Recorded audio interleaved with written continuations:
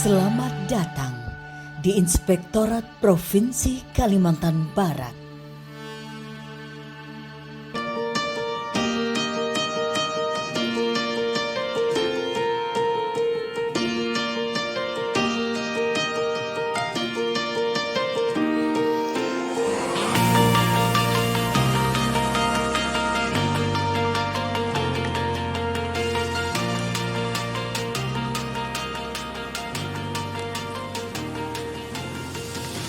Dengan berakhirnya pembacaan doa, maka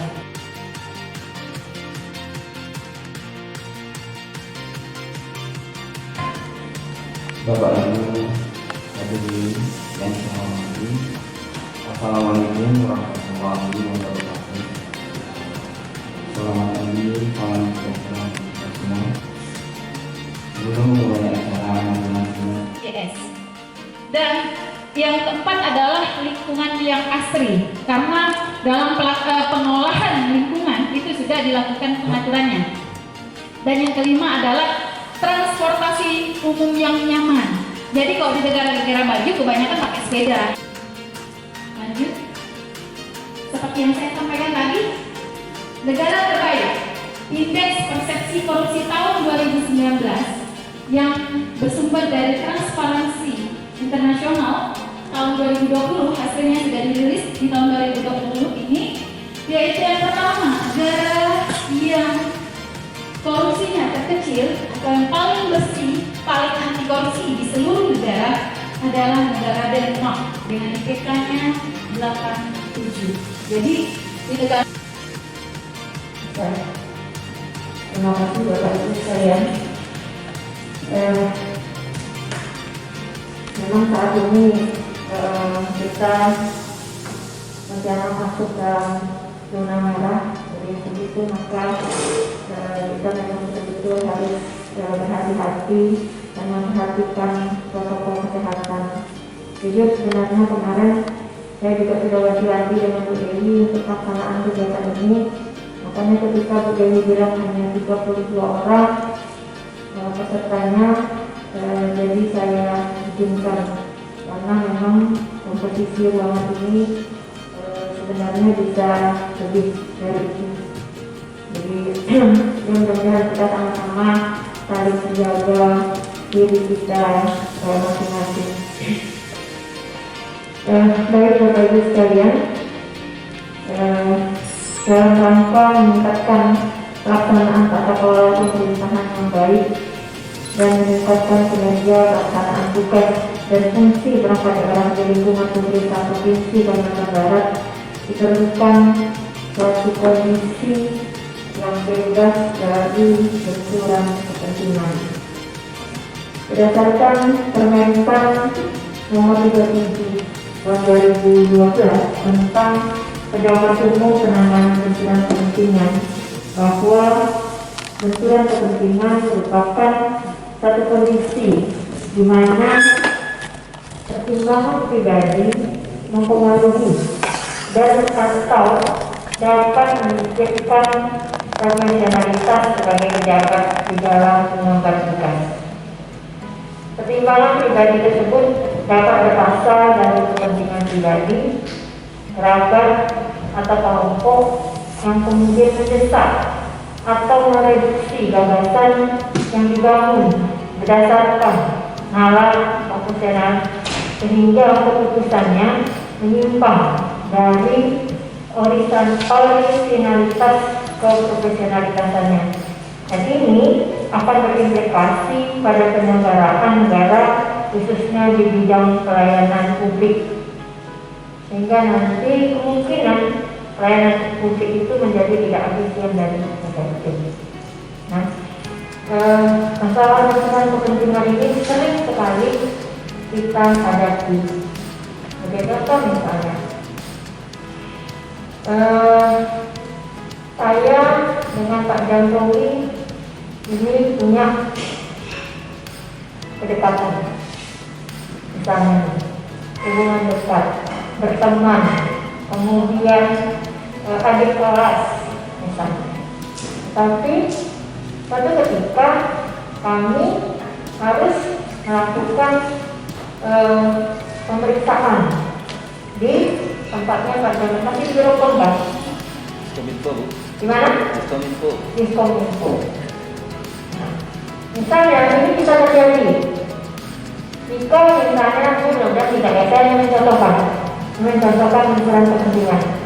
Misalnya terjadi ada sesuatu yang mental di tempatnya Pak Jamin. Nah, karena hubungan kedekatan ini kemudian bisa saja saya dengan Pak Januari ke saya menceritakan permasalahannya sehingga ini bisa mempengaruhi keputusan ataupun kegiatan yang akan saya lakukan di tempat Pak Januari. Ini salah satu contoh. Dan ini bisa kita hadapi semua. Jadi bisa saja terjadi atau misalnya ada saudaranya, ada adiknya, sepupunya, ini bisa terjadi. Nah, kondisi seperti ini sangat mungkin untuk terjadi karena hubungan kedekatan, baik itu karena pertemanan, baik itu karena persaudaraan, baik itu hubungan kekeluargaan, baik itu hubungan alumni. Karena kadang-kadang alumni ini kedekatannya cukup erat, bisa saja terjadi seperti itu. Nah, inilah kenapa Bapak Ibu sekalian kita kumpulkan di sini dalam rangka mengantisipasi terjadinya hal-hal seperti itu. Saya pernah sampai dibilang sejam karena tadinya kami berteman, kemudian ada permasalahan dan saya tidak bisa bantu. Akhirnya menyebabkan keluarnya keputusan gubernur yang mengharuskan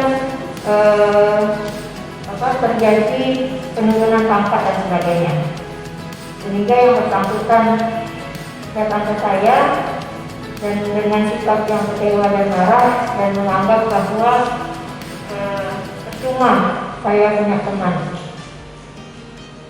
Jadi seperti itu. Tapi saya berusaha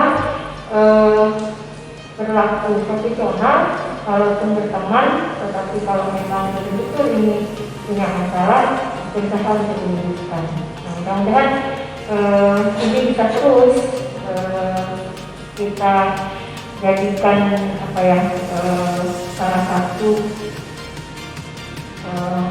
standar dalam kita melaksanakan pekerjaan kita.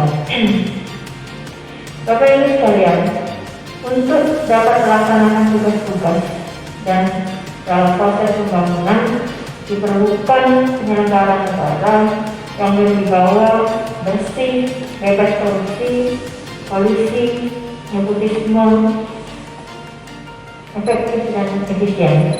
Karena setiap penyelenggara negara mempunyai peranan yang sangat menentukan.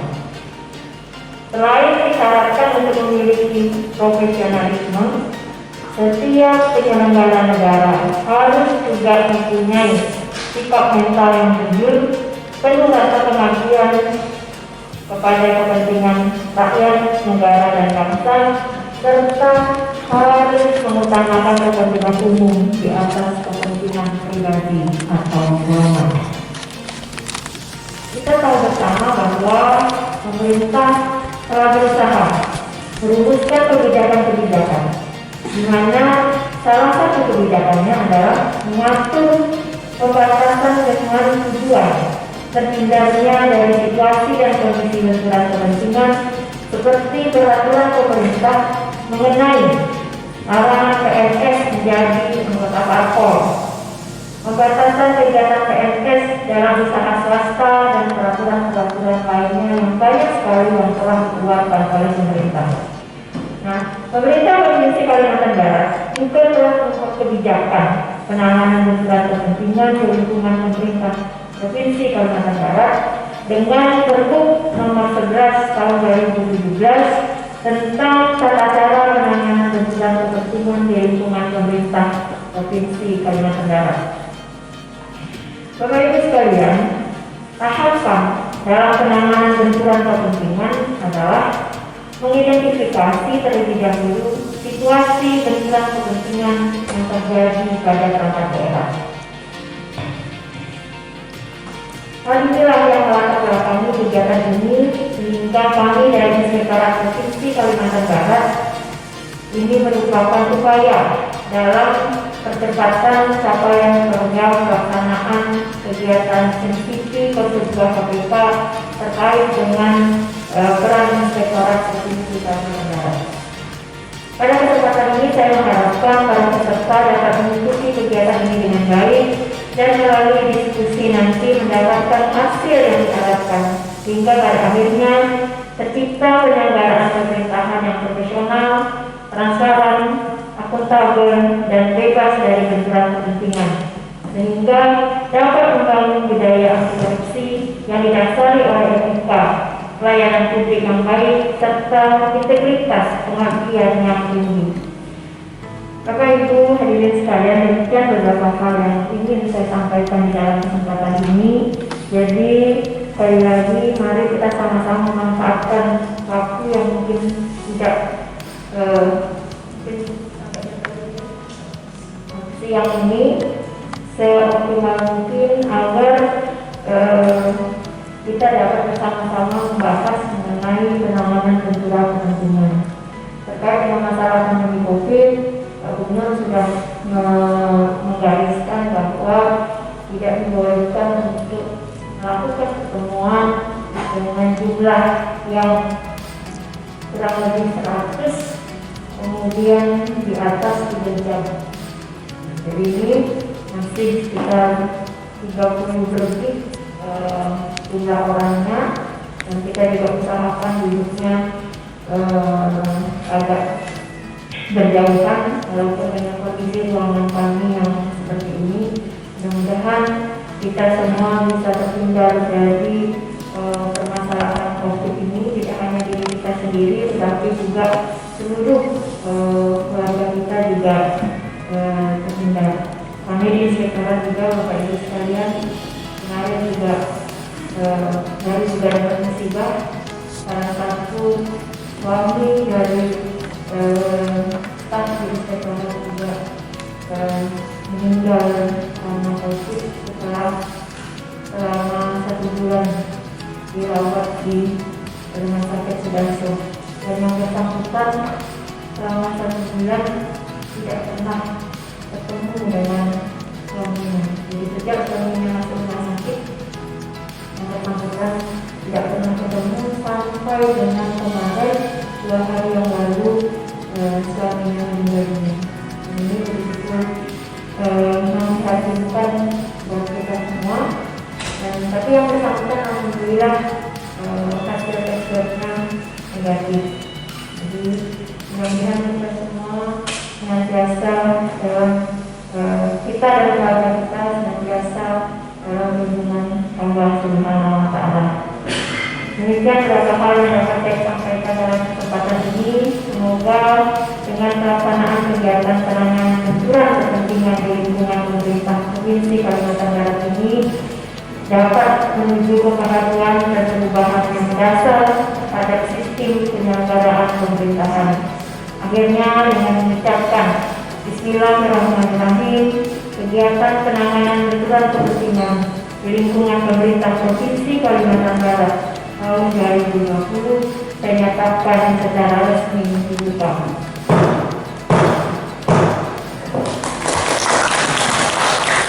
Sekian dan terima kasih. Assalamualaikum warahmatullahi wabarakatuh.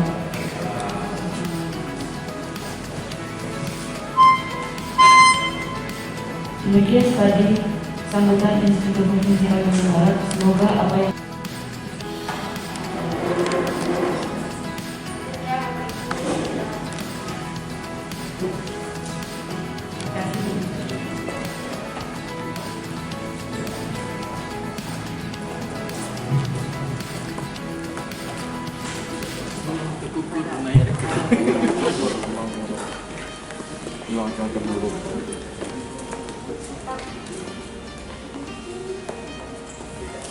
Bapak Ibu sekalian, karena kita nggak mau break ya, karena kita ngejar waktu supaya tidak terlalu lama, silakan sambil nikmati snack yang sudah Bagi yang mau toilet mungkin silahkan juga sebelum kita mulai.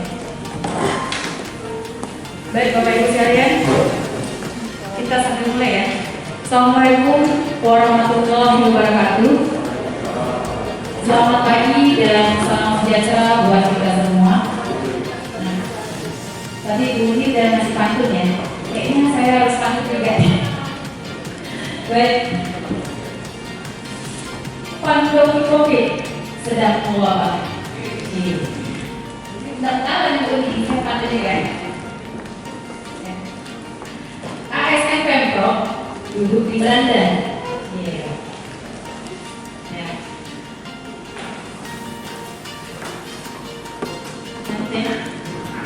Walaupun sedang masa COVID, kita harus tetap semangat.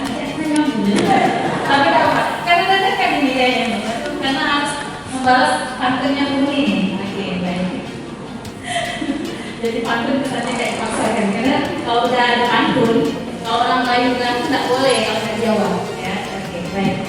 Baik Bapak Ibu, sebelum kita memulai kegiatan identifikasi kebetulan kepentingan, kami akan menyampaikan terlebih dahulu terkait sosialisasi terkait nilai-nilai anti korupsi. Lanjut. Oh Ibu sekalian, di sini latar belakang kita mengetahui dulu dan kebanyakan Bapak Ibu mungkin kita sendiri tidak tahu apa yang dimaksud dengan korupsi. Nah, korupsi di sini adalah sepertinya sudah membudaya. Nah, karena itu mungkin dari awal ini adalah kegiatan preventif. Artinya kegiatan dari awal kita sudah mengetahui apa-apa saja yang termasuk dalam korupsi dan apa-apa saja yang sebenarnya batasan-batasan. Kebanyakan kita nggak tahu nih. Nah, jadi di sinilah kita saya menyampaikan lebih dahulu sebelum kita baca kebetulan kepentingan. Lanjut. Nah, di sini Bapak Ibu bisa kita lihat dasar hukum pemberantasan anti korupsi. Di sini kita bisa lihat bahwa dari ketetapan MPR sudah mengatur terkait dasar hukum pemberantasan korupsi. Kemudian sudah ada undang-undangnya dari tahun 1971, sehingga upaya-upaya pemerintah dalam mencegah korupsi itu sudah dilakukan. Jadi sistem diperbaiki terus-menerus supaya hal-hal yang bisa menyebabkan penyalahgunaan wewenang itu bisa dihindari. Nah, di sini definisi korupsi mungkin banyak dari para ahli menyatakan korupsi itu apa, tapi ini kita ambil dasar korupsinya dari Undang-Undang Nomor 31 Tahun 1999 tentang pemberantasan tindak pidana korupsi sebagaimana telah diubah dengan Undang-Undang Nomor 20 Tahun 2001 tentang perubahan Undang-Undang Nomor 31 Tahun 1999. Bahwa tindak pidana korupsi adalah tindakan melawan hukum dengan maksud memperkaya diri sendiri. Jadi memperkaya diri sendiri, orang lain, atau korupsi yang berakibat merugikan negara atau perorangan. Jadi definisi berdasarkan undang-undang demikian. Lanjut. Nah, teori penyebab korupsi ini sudah dibahas oleh para ahli. Penyebab-penyebabnya banyak hal. Mungkin karena keserakahan, mungkin karena adanya kesempatan, jadi kayak Bang Nabi kan, tidak ada kesempatan, tidak ada niat, ada kesempatan, seperti itu lah salah satunya. Salah satu teori penyebabnya seperti itu. Atau kebutuhan dan segala macam, itu banyak beberapa teori ini telah digunakan oleh para ahli. Lanjut. Nah, dampak korupsi Bapak Ibu sekalian, sebagai ASN, maka kesempatan kali ini memang kami undang Bapak Ibu yang lebih bergelut kepada pengadaan barang dan jasa atau perencanaan, sehingga supaya Bapak Ibu tahu bahwa dampak korupsi itu sangat besar, yaitu dari sisi ekonomi. Dari sisi ekonomi kita akan, kalau ada korupsi kita akan susah majunya, karena dana-dana atau anggaran-anggaran yang seharusnya untuk pembangunan negara atau yang seharusnya itu banyak yang diambil tidak sesuai dengan kebutuhan, jadi tidak sesuai dengan hal yang telah dibutuhkan. Kemudian bisa menyebabkan yang sangat besar lagi, yaitu sosial dan kemiskinan. Kemudian dampak selanjutnya adalah birokrasi pemerintahan tidak dipercaya kembali. dianggap birokrasi pemerintahan itu memang begitu, udah budayanya. Dulu sebelum kita reform, kita udah reformasi birokrasi, maka kita berusaha menciptakan kepercayaan masyarakat kepada kita bahwa kita sudah reform, kita sudah memperbaiki diri, kita memperbaiki sistem, kita memperbaiki budaya kerja kita, dan kita meningkatkan tambahan penghasilan kita. Jadi kok tambahan penghasilan kita sudah ditingkatkan, kalau masih korupsi artinya memang mentalnya yang kurang bagus. Tapi dulu seseorang bisa korupsi karena dapurnya tidak mampu. Jadi sangat miris sekali waktu zaman dulu ya, zaman dulu. Kalau misalnya waktu zaman orang tua saya itu dulunya gajinya lebih kecil dari pegawai swasta. Jadi kalau dulu orang tua saya cerita tuh gajinya per bulan tuh 88.000 per bulannya. Sedangkan adiknya sendiri yang swasta itu sudah digaji 600.000 per bulan. Jadi sangat timpang sekali waktu itu. Jadi salah satu penyebabnya itu karena kebutuhan. Salah satu penyebab adanya terjadi korupsi karena kebutuhan, tidak cukup gaji yang diperlukan. Jadi makanya pemerintah mengubah aturan dengan memberikan tambahan penghasilan, meningkatkan kebijakan, tunjangan kinerja dan segala macam, dan diukur sudah memenuhi kebutuhan layak untuk memenuhi kebutuhan pokoknya. Jadi kalau memang masih artinya memang belum adanya mental yang kurang baik. Jadi itu upaya-upaya dari pemerintah, dan kemudian politik dan demokrasi sudah pasti penyebab, dan korupsi bisa menyebabkan politik dan demokrasi kita jadi tidak sehat. Selanjutnya penegakan hukum bisa dipermainkan karena akibat korupsi, dan pertahanan keamanan kita juga akan melemah, serta yang terakhir adalah kerusakan lingkungan. Misalnya adalah kita otomatis adalah penyalahgunaan sumber daya alam yang seharusnya tidak dilakukan eksploitasi, tetap dilakukan dengan cara-cara yang tidak benar. Jadi banyak sekali dampak-dampak korupsi yang disebabkan oleh perbuatan tersebut. Nah, selanjutnya, mungkin supaya Bapak Ibu tahu yang bergerak di bidang pengadaan barang dan jasa dan perencanaan, bahwa unsur-unsur biaya sosial korupsi yang saat ini itu kita tidak hanya menghitung uangnya yang dikorupsi, tapi ada unsur-unsurnya lagi yang dihitung kalau memang kita melakukan hal-hal korupsi. Yaitu kalau diatur dalam pemerintahan ada 3 ya. Pertama, biaya antisipasi korupsi. Biaya antisipasi korupsi seperti saat ini, yaitu melakukan sosialisasi kepada Bapak Ibu, supaya sejak dini Bapak Ibu sudah tahu bahwa hal-hal ini boleh kita lakukan, hal-hal ini tidak boleh dilakukan. Nah, selanjutnya adalah biaya akibat korupsi. Biaya akibat korupsi ini adalah yang ditanggung masyarakat akibat praktik korupsi. Jadi misalnya seperti maupun langkah seperti dampak sosial ekonomi, investasi dan seterusnya. Itu akhirnya orang-orang kalau memang kita dianggap korupsi, misalnya negara kita korupsi, investasi agak kurang, orang harus ribet urusan di sana, banyak jalurnya, atau urusan dengan birokrasi itu ribet. Itu jangan dulu. Semoga dengan adanya reformasi birokrasi yang telah dilakukan dari tahun 2010, itu kepercayaan masyarakat kepada aparatur bisa lebih baik. Dan biaya sosial korupsi lainnya adalah yang ketiga, yaitu biaya reaksi terhadap korupsi. Nah, di sini biaya reaksi terhadap korupsi adalah kalau misalnya kita tertangkap, misalnya ya, kalau juga misalnya ada oknum yang tertangkap, itu kan ada proses persidangan, itu kan memenuhi biaya juga. Kemudian di lapas, itu juga perlu biaya. Jadi itu dihitung, termasuklah kalkulasi biaya sosial korupsi yang harus dikeluarkan oleh pemerintah. Next. Nah, kita ketahui bersama di sini adanya kerugian negara ditambah dengan bagaimana dengan hukuman koruptor. Nah, kerugian negara ini adalah biaya eksplisit yang harus dikeluarkan. Nah, seperti contohnya adalah biaya penegakan hukum, biaya pencegahan korupsi, itu termasuk biaya-biaya yang harus dikeluarkan oleh negara. Kemudian biaya penahanan, biaya penjara, biaya pengadilan, dan biaya jaksa. Itu luar biasa besarnya biaya yang harus dikeluarkan, dan itu termasuk kerugian negara.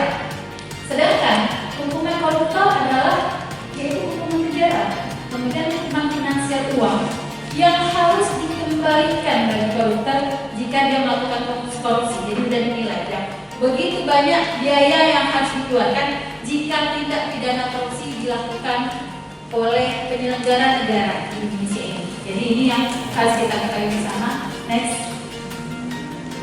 Nah, apa yang dilakukan oleh pemerintah sudah lama tadi tahun 1971. Nah, upaya-upaya ini yang pemerintah lakukan untuk pemberantasan korupsi, yaitu yang pertama adalah upaya pencegahan, kedua adalah upaya penindakan, dan yang ketiga adalah upaya edukasi. Next.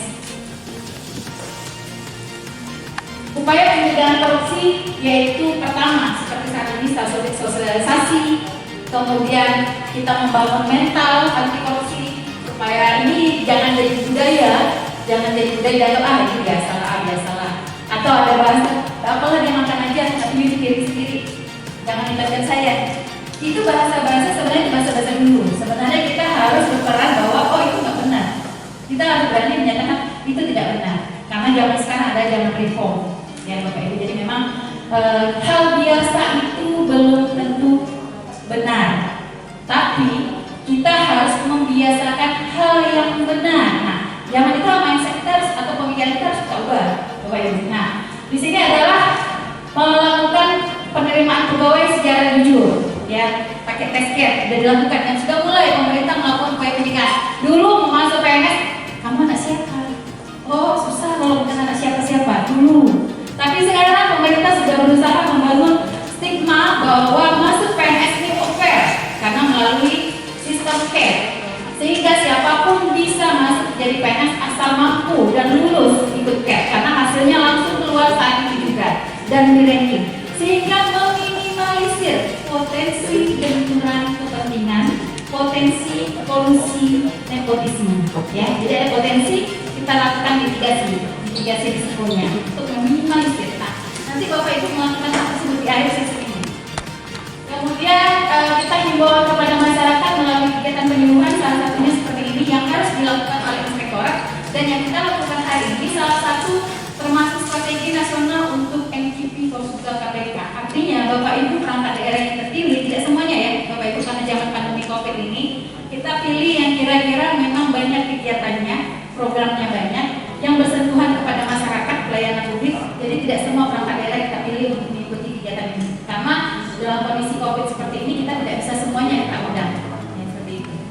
Selanjutnya adalah pengusahaan kesejahteraan masyarakat serta pencatatan ulang aset. Itu yang dilakukan oleh pemerintah. Jadi contohnya kita kayak pejabat struktural itu diwajibkan mencatatkan aset kita, ya, mencatatkan aset kita melalui aplikasi LHKPN dan yang tidak struktural melalui aplikasi LHASN.